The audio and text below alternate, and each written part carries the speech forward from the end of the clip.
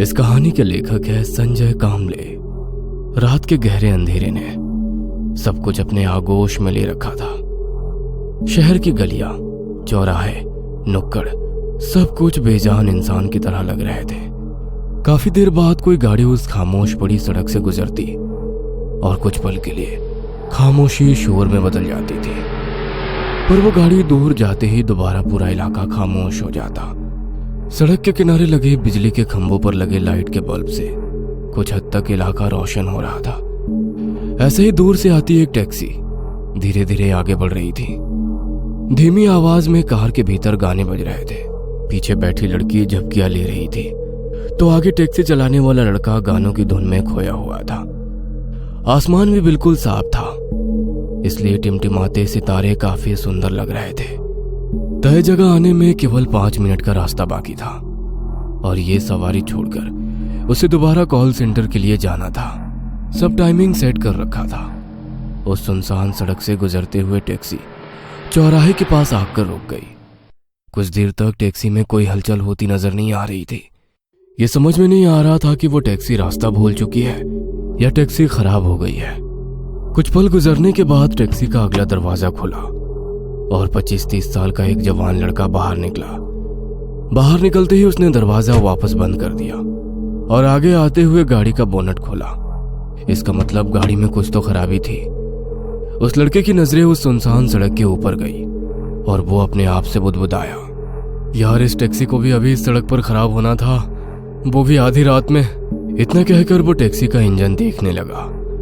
10 minute गुजर गए। Taxi शुरू करने में वो नाकाम हो चुका था। तभी टैक्सी का पिछला दरवाजा खुला और एक 20-22 साल की खूबसूरत लड़की बाहर निकली। सामने जाकर देखा तो वो लड़का इंजन में कुछ कर रहा था। भैया क्या हुआ? वही देख रहा हूँ। और कितनी देर लगेगी? कुछ कह नहीं सकता मैम, शायद आपको दूसरी टैक्सी करनी पड़ेगी। दूसरी टैक्सी? इतनी रात को? वो लड़की परेशान हो गई। आप चिंता मत कीजिए, मैं आपके लिए दूसरी टैक्सी का इंतजाम करता हूँ। इतना कहकर उसने अपनी जेब से मोबाइल निकाला और कॉल लगाने लगा। काफी देर मशक्कत करने के बाद भी किसी भी गाड़ी का इंतजाम ना हो सका। रात के 2 बजने को थे। लड़की भी काफी परेशान हो चुकी थी। भैया मुझे अब यहाँ से कुछ ही दूर जाना है, मैं चली जाऊंगी। अरे नहीं मैडम, आप मेरी जिम्मेदारी है, आपको अकेले नहीं जाने दे सकता, मैं भी आपके साथ चलता हूँ। गाड़ी का बोनट वैसे ही रखकर वो दोनों फ्लैट की तरफ चलने लगे। वैसे तुम और भी काम करते हो या टैक्सी ही चलाते हो? जी, और भी एक नौकरी करता हूँ, स्कूल में चपरासी की नौकरी। तनख्वाह कम है इसलिए। वैसे आप कौन सा जॉब करती हैं? मैं कॉल सेंटर में काम करती थी। करती थी मतलब? कुछ दिन पहले कार एक्सीडेंट हो गया और मेरी जॉब छूट गई। मतलब आपको बेड रेस्ट दी होगी, इसलिए ज्यादा छुट्टियां लेने की वजह से आपको नौकरी से निकाला होगा। वैसे एक्सीडेंट इसी रोड पर हुआ था या किसी और जगह? इसी सड़क पर हुआ था। उस लड़की की बात सुनकर लड़के ने कहा, आप तो बड़ी किस्मत वाली है। वो क्यों? जहाँ तक मेरी जानकारी है, जितने भी एक्सीडेंट इस रोड पर हो गए हैं वो लोग बचे नहीं। आप बच गई इसलिए खुशकिस्मत है। हाँ, तुमने सही कहा। इस सड़क पर काफी एक्सीडेंट हो चुके हैं। कई लोगों का मानना है कि ये इलाका भूतिया है। क्या मैम साहब, आप इतनी पढ़ी लिखी होकर भी इन सब बातों पर विश्वास करती हैं? हाँ बिल्कुल, क्योंकि भूत कभी अनपढ़ और पढ़े लिखों में फर्क नहीं करते, ना ही डिग्री देखकर अपना शिकार चुनते हैं। जिनको मारना होता है वो उनको अपना शिकार बना ही लेते हैं। क्या मैम साहब, एक तो आधी रात गुजर चुकी है, उसमें ये सुनसान इलाका। आप कुछ अच्छी बातें कीजिए ना। क्या ये एक्सीडेंट और भूतों के बारे में बोल रही हैं?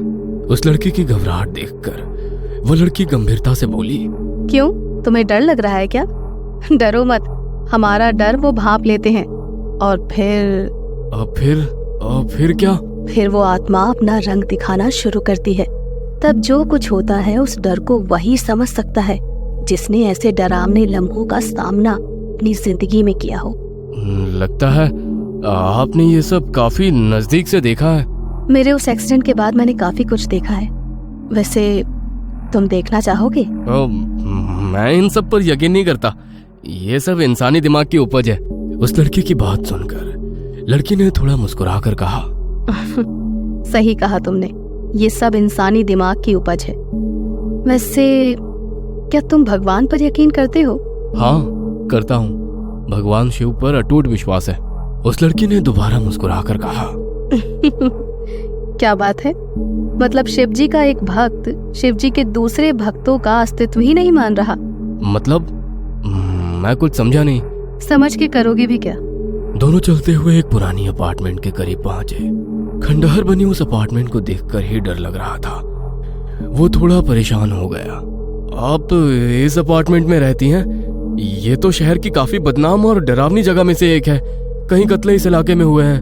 मैं यहाँ नहीं, इस अपार्टमेंट के पीछे वाले अपार्टमेंट में रहती हूँ। इतना कहकर उसने उस लड़के की तरफ देखा और बगैर कुछ बोले चलने लगी। दोनों चुपचाप खामोशी से चलते रहे। तभी चलते हुए उस लड़की ने कहा, अरे यार, मेरा पर्स तो तुम्हारी टैक्सी में ही रह गया। और रुकिए मैडम, मैं लेकर आता हूँ। कोई बात नहीं, तुम यहीं रुको, मैं लेकर आती हूँ।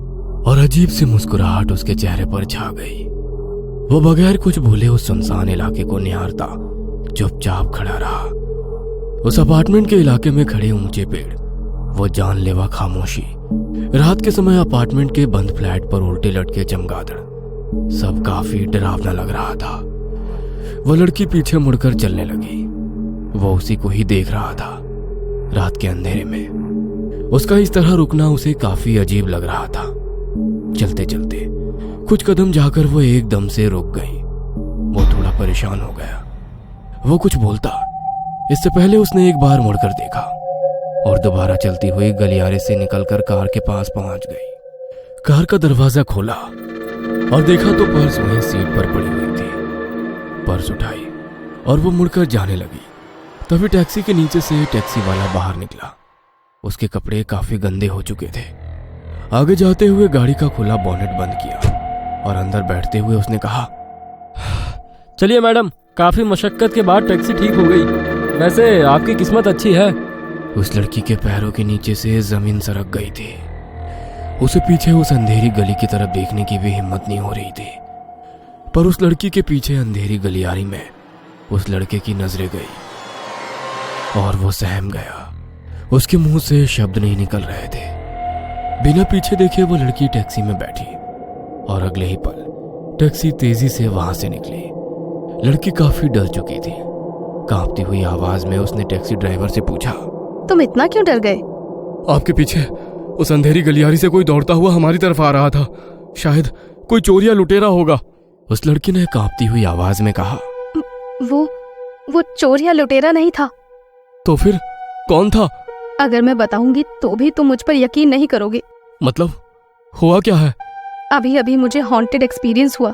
Haunted experience?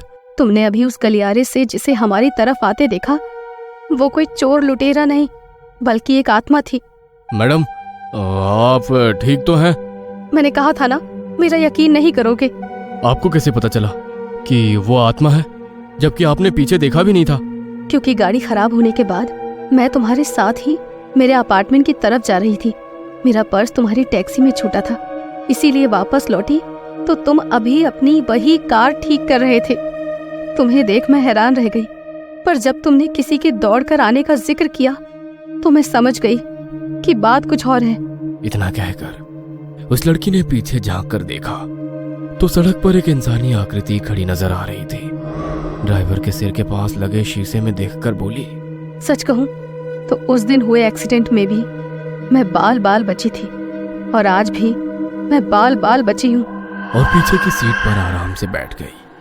तभी उस लड़के ने कहा, मतलब तुम्हें अभी भी लगता है कि उस दिन की तरह तुम आज भी बचोगी? और गाड़ी की रफ्तार तेज करते हुए एक डरावनी मुस्कुराहट उस लड़के के चेहरे पर छा गई। पीछे सड़क पर खड़ा वो लड़का हैरानी से अपनी तेज रफ्तार कार को देखता रह गया। ये कहानी आपको अच्छी लगी हो तो हमें सब्सक्राइब करें, हमारा इंस्टाग्राम और फेसबुक पेज जरूर फॉलो करें। और हाँ दोस्तों, सब्सक्राइब करना भूलना मत।